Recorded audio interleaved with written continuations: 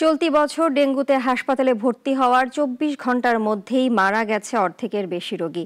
বিকালে তথ্য জানান স্বাস্থ্য অধিদপ্তরের মহাপরিচালক। জানান, রোগীরা অনেক সময় দেরিতে হাসপাতালে আসায় মৃত্যু বেড়েছে। কীটতত্ত্ববিদরা বলছেন, অক্টোবরে ডেঙ্গুর প্রকোপ আরও বাড়বে। স্বাস্থ্য অধিদপ্তরের তথ্যে গেল বছর জানুয়ারি থেকে সেপ্টেম্বর পর্যন্ত ডেঙ্গু শনাক্ত হয়েছে ২৩,১০৮ জন।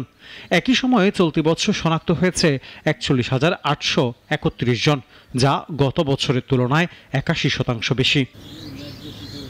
চলতি বছরের জানুয়ারি থেকে এখন পর্যন্ত ডেঙ্গুতে ১৭৯ জন মারা গেছেন। গত বছর জানুয়ারি থেকে সেপ্টেম্বরের ২১ তারিখ পর্যন্ত প্রাণ হারিয়েছিলেন ১২৫ জন, যা গত বছরের তুলনায় ৪৩% বেশি। সেপ্টেম্বরে এসে প্রতিদিনে বাড়ছে ডেঙ্গুর প্রকোপ। স্বাস্থ্য অধিদপ্তর মৃত্যুর পরিসংখ্যান বিশ্লেষণ করে বলছেন, ডেঙ্গুতে যারা মারা গেছেন তাদের অনেকেই হাসপাতালে ভর্তি হওয়ার ২৪ ঘন্টার মধ্যেই মৃত্যুবরণ করেছেন। আমরা মৃত্যুগুলো অ্যানালাইসিস করে দেখেছি যে অর্ধেকের বেশি ভর্তি হওয়ার প্রথম দিনের মধ্যেই মারা যাচ্ছে এবং টু থার্ড মোটামুটি দ্বিতীয় দিনের মধ্যে মারা যাচ্ছে।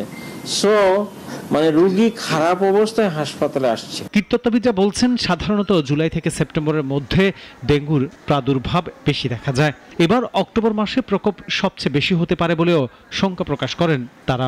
এডিস মশার ঘনত্ব, ডেঙ্গু রোগীর সংখ্যা, বৃষ্টিপাত, আর্দ্রতা, তাপমাত্রা, এই কয়েকটি প্যারামিটার মিলিয়ে আমরা যে ফরকাস্টিং মডেলটি তৈরি করি, সেখানে আমরা দেখতে পাচ্ছি যে অক্টোবরে ডেঙ্গু পরিস্থিতি খারাপ হওয়ার আরো বেশি ঝুঁকি আছে। এডিস মশা নিয়ন্ত্রণে কেবল সিটি কর্পোরেশনের উদ্যোগ যথেষ্ট নয়, পাশাপাশি জনগণের অংশগ্রহণ নিশ্চিত করা জরুরি বলেও মনে করেন কীটতত্ত্ববিদরা। আনোয়ার হোসেন, নাগরিক, ঢাকা।